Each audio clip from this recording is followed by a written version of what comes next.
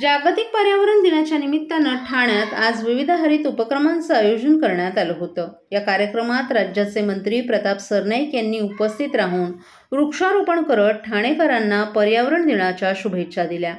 राज्याचे उपमुख्यमंत्री एकनाथ शिंदे यांच्या संकल्पनेतून हरित ठाणे उपक्रम हाती घेण्यात आला असून त्या अंतर्गत 1 लाखाहून अधिक झाडं लावण्याचा संकल्प महापालिकेनं केलाय। विशेषतः रेमंडच्या भूखंडावर बांबूंची लागवड आणि विविध प्रकारची झाडं लावण्यात आली।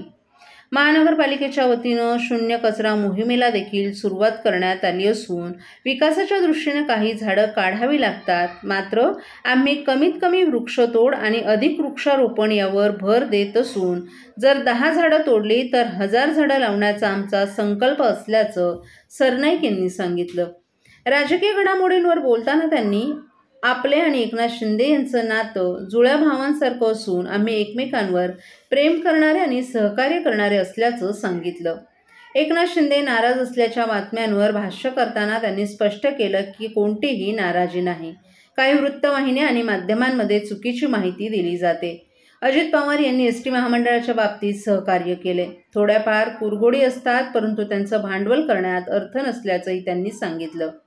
देवेंद्र फडणवीस, अजित पवार आणि एकनाथ शिंदे ही फेविकॉलची जोड असून विरोधक कितीही प्रयत्न केले तरी हे संबंध तुटणार नाहीत असंही सरनाईक यांनी सांगितलं। ऑपरेशन टायगर आणि राज्यातील नेतृत्वाविषयी बोलताना त्यांनी या सर्व गोष्टींचं नेतृत्व एकनाथ शिंदे सक्षमपणे करत असल्याचंही त्यांनी सांगितलं। या कार्यक्रमामुळे पर्यावरण विषयक जनजागृतीबरोबरच राजकीय एकात्मतेचाही संदेश ठाणेकरांना मिळाला।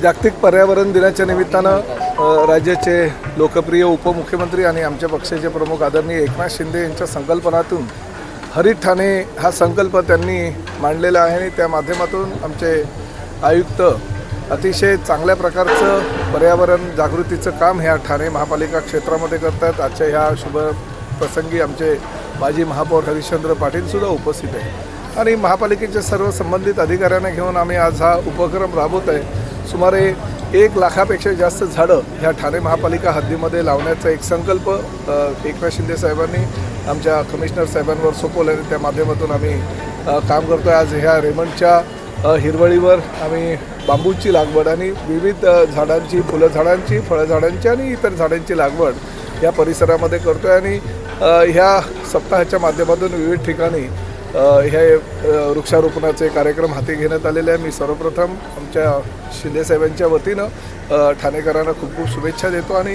आयुक्त श्री सौरभराव यांनी आणि त्यांच्या सगळ्या सहकाऱ्यांनी पर्यावरण दिनाचा औचित्य साधून जो उपक्रम हाती घेतलेला आहे त्याला सुद्धा शुभेच्छा देतो। शून्य कचरा अभियानाचा जो प्रदर्शन आहे त्याचं देखील आज गावदेवी मैदानामध्ये 5 तारखेपासून 8 तारखेपर्यंत शून्य कचरा मोहिमेचा एक चांगला उपक्रम आमच्या महापालिकेच्या वतीनं करण्यात येत आहे। तुम्हालाही कल्पना आहे की नगरविकास खातं ज्यांच्याकडे आहे ते शिंदे साहेबांनी करोडो रुपयाचा निधी ठाणे महापालिकेला कचऱ्याच्या प्रकल्पासंदर्भात दिलेला आहे। त्या माध्यमातून पोगो व्हॅनपासून अनेक प्रकल्प आम्ही शहरामध्ये राबवतो आहे। मध्यंतरीच्या काळामध्ये कचऱ्याचा थोडाफार प्रश्न उद्भवलेला होता, परंतु तो प्रश्न आमच्या सगळ्या अधिकाऱ्यांनी अहोरात्र मेहनत करून निकाली काढला आणि शून्य कचरा मोहीम आज महापालिका स्तरावर चालू आहे। थोडीशी अडचण ठाणे जसं झपाट्यानं वाढत चाललं आहे, लोकसंख्या झपाट्यानं वाढत चाललेली आहे आणि प्रामुख्याने घोडबंदर विभाग जो मोठ्या प्रमाणात वाढत चाललेला आहे, त्यामुळे आम्हाला अडचण निर्माण होते। तरीसुद्धा आमच्या ह्या सगळ्या